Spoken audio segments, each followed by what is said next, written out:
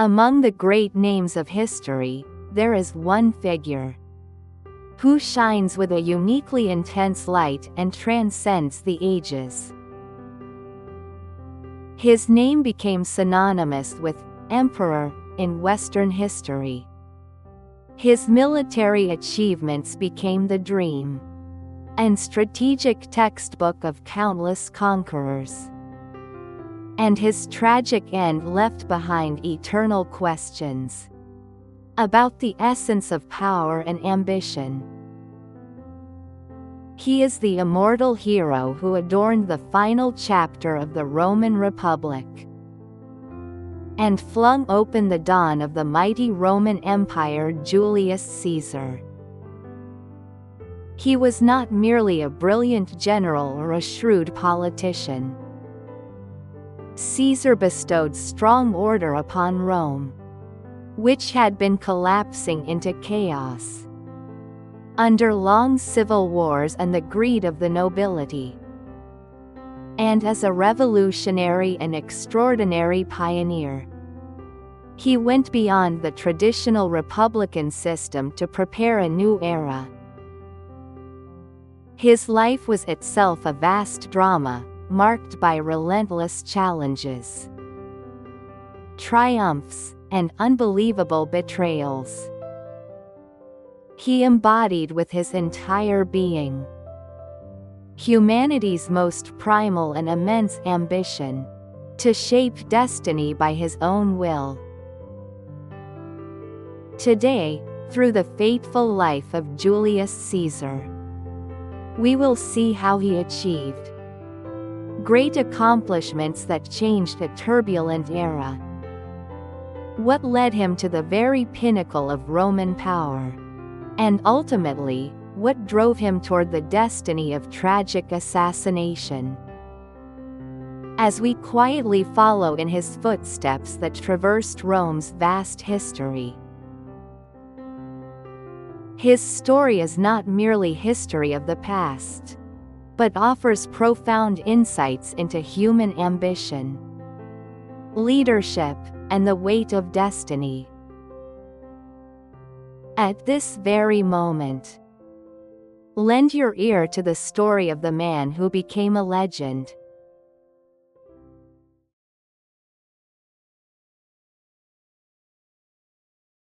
On July 13, 100 BCE, Gaius Julius Caesar was born into the ancient patrician family of the Julian clan in Rome.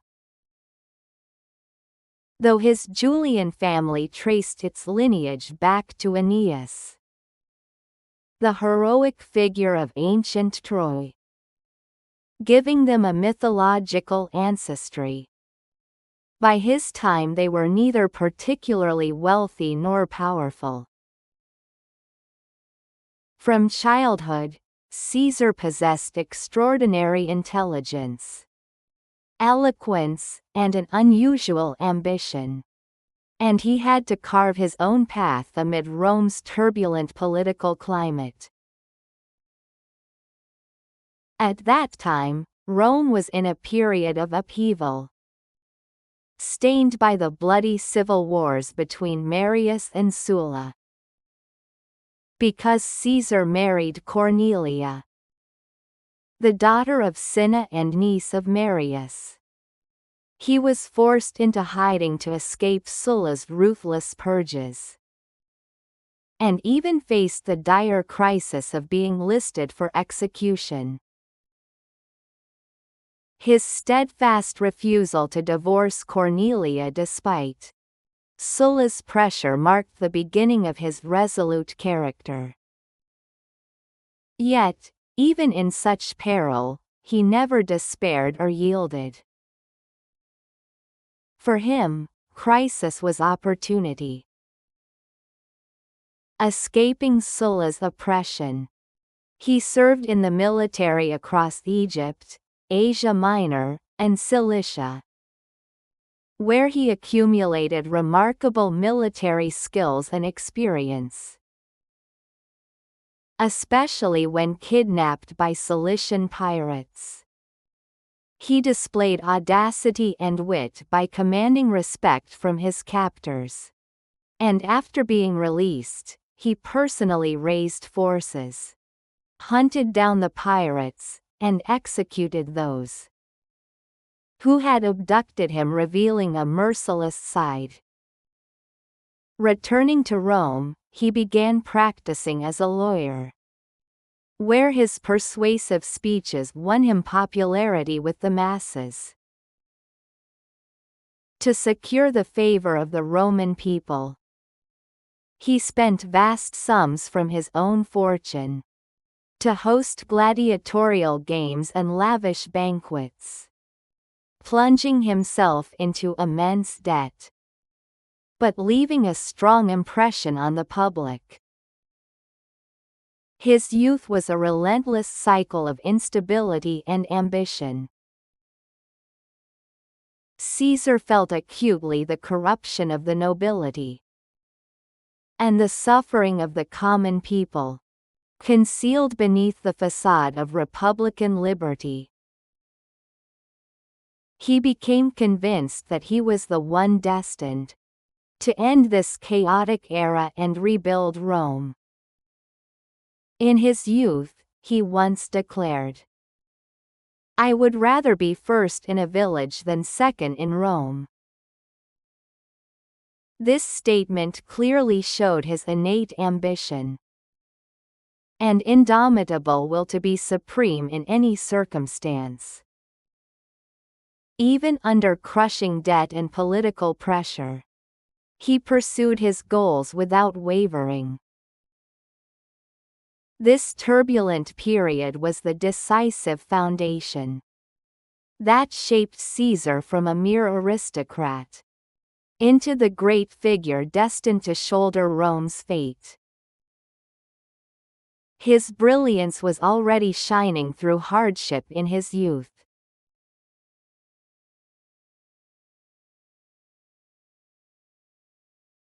Entering Roman politics, Caesar quickly built his position.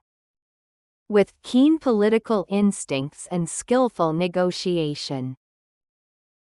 Secretly, he allied with Pompey, Rome's most powerful military leader, and Crassus, a man of immense wealth, forming the powerful political coalition known as the First Triumvirate.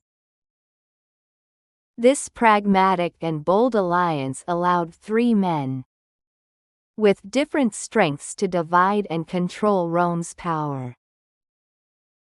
With their support, Caesar was elected consul in 59 BCE, reaching the pinnacle of Roman authority. After his consulship, Caesar, in line with the traditions of the Republic, was appointed governor of Gaul. For him, Gaul was far more than a provincial frontier. It was a land where he could fully demonstrate his military genius, build legendary fame, amass wealth, and most importantly, forge an army of unmatched loyalty. Over nearly 8 years of the Gallic Wars, Caesar employed unpredictable tactics, unyielding leadership, and superb engineering skills to conquer tribe after tribe, expanding Rome's territory to the Atlantic and the Rhine. Battles like Alesia became textbook examples of his military brilliance, studied by countless strategists thereafter. His soldiers revered him like a god, and his resounding achievements echoed across Rome, sending his popularity soaring. But as Caesar's conquests in Gaul advanced, opposition forces in Rome grew increasingly wary. After Crassus was killed in a war against Parthia, and Pompey aligned himself with the Senate, in fear of Caesar's rising power, Caesar faced a political crisis. The Senate ordered him to disband his Gallic army and return to Rome as a private citizen, to stand trial and attempt to end his political career. But Caesar never surrendered to fate. On January 10, 49 BCE, he stood at the Rubicon River, the boundary between Gaul and Italy. To cross meant treason against Rome and certain civil war. After hesitation, he made his decision. The die is cast. With this cry, he led his legions across the Rubicon. It was the historic moment that ignited the irreversible Roman civil war, and a dramatic declaration that Caesar would forge not only his own destiny but also Rome's. His military genius and bold resolve opened the grand prelude to a transformation of Rome's fate.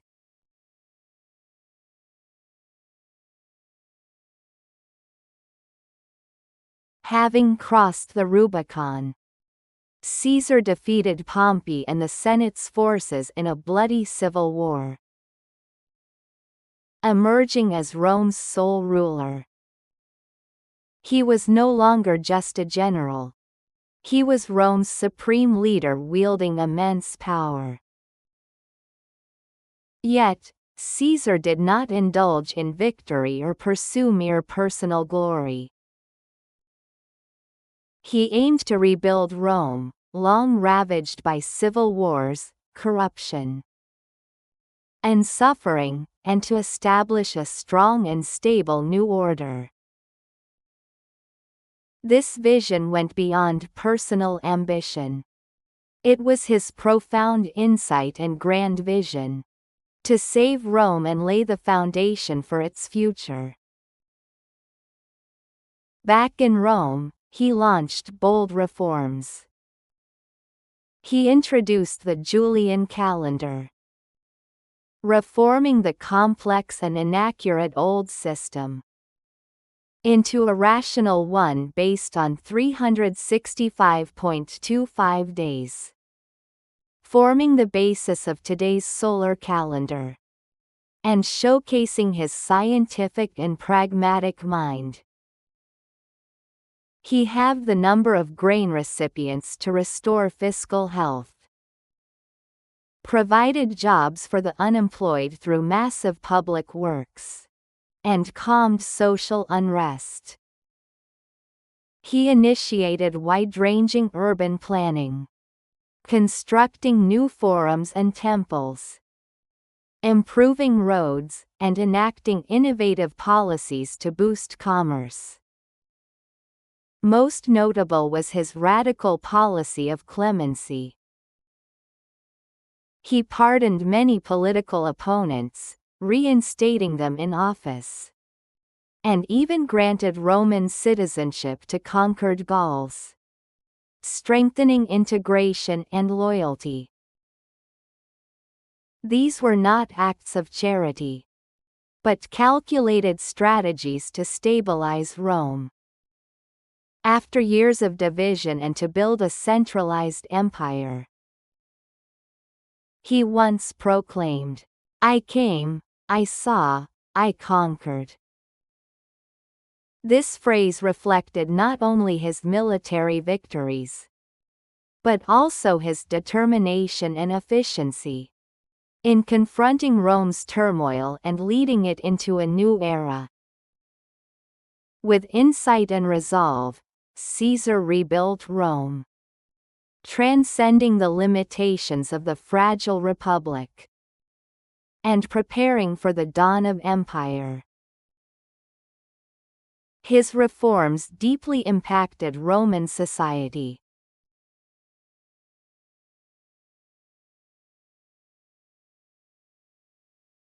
Through his reforms and leadership, Caesar brought stability and prosperity, and in 44 BCE he was declared dictator for life, effectively becoming Rome's absolute ruler. Though he appeared to respect republican traditions, in reality, all power was concentrated in his hands. His portrait was stamped on coins. The month of July was named after him, and symbolic gestures suggested he sought divine stature. His authority began to approach the realm of the gods. Yet absolute power always casts a deep shadow. While his rule brought stability, many senators who sought to defend the Republic saw him as an intolerable threat. They suspected that under the guise of lifelong dictatorship, he intended to restore monarchy, a notion abhorrent to Romans who cherished the Republic after centuries of rejecting kingship. Thus, the conflict between conservatives safeguarding republican values and an absolute ruler establishing new order intensified. Despite ominous warnings, Caesar held firm. His wife Calpurnia begged him not to attend the Senate after dreaming a terrible nightmare, and a soothsayer warned of the Ides of March. Yet Caesar either trusted his brilliance and devotion to Rome to overcome opposition, or perhaps resigned himself to fate. But history often moves with forces beyond a single man's will. Even his closest allies, including Brutus whom he loved like a son, turned against him in the name of saving the Republic. Though Caesar's dictatorship brought unprecedented efficiency and stability, many Romans felt it robbed them of their most sacred value, freedom. His power grew overwhelming, and his ambitions seemed unstoppable. He sought Rome's glory and restoration. But to those who believed his methods betrayed republican ideals, he was no longer a hero but a tyrant who had to be removed. He believed he bore Rome's destiny, but he could not foresee that destiny's blade would ultimately fall upon him. As Rome braced for a new era, the shadow of unavoidable tragedy loomed.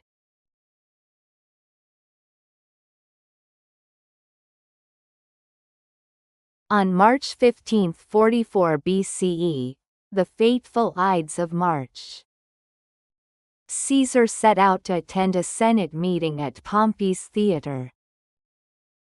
Despite repeated warnings and ominous signs, he did not try to escape fate. Was it arrogance, or an unshakable belief in the path he had forged? Inside the chamber, more than 60 conspirators surrounded him. The first blade grazed his shoulder. Then dozens more struck, leaving him fatally wounded. Amid the bloody chaos, the man who dealt the final blow was none other than Brutus, whom Caesar had cherished like a son. Seeing Brutus, Caesar is said to have ceased resistance, drawing his toga over his face. "You too, Brutus." This tragic exclamation, remembered as history's most infamous betrayal, marked the last breath of the Republic. Ironically, rather than saving the Republic, Caesar's death plunged Rome into deeper turmoil and new civil wars. Eventually, his adopted heir Octavian rose to power, heralding the Roman Empire. The Republic ended, and the Age of Empire began. Though Caesar never became king and met a tragic end, his death proclaimed the fall of the Republic and signaled the dawn of imperial rule. He left us profound questions of leadership, ambition, and fate. He once said, "Experience is the teacher of all things." His life was a succession of relentless challenges and fierce experiences, through which he sharpened his genius in both military and political strategy. He is remembered as one of history's greatest military strategists. His tactics studied to this day. His vision to end chaos and present a new order laid the groundwork for Rome's transformation into an empire. Caesar remains not merely a hero, but an eternal legend embodying the complex interplay of human ambition and destiny, a timeless symbol of leadership engraved in history. The turbulent life of Julius Caesar asks us today, can the indomitable will and extraordinary abilities of one man truly rule destiny? Or are we merely flames that flare briefly and vanish in the vast flow of history? He believed himself to be the destiny of Rome, and he sought to carve that destiny. Yet in the end, he was betrayed by those closest to him and met a tragic death. And yet, ironically, his death opened a new era, and his name forever became synonymous with emperor. Now what river of destiny are you trying to cross in your life? And before it, are you prepared to cast your own die? May Caesar's story offer you deep insight for your choices.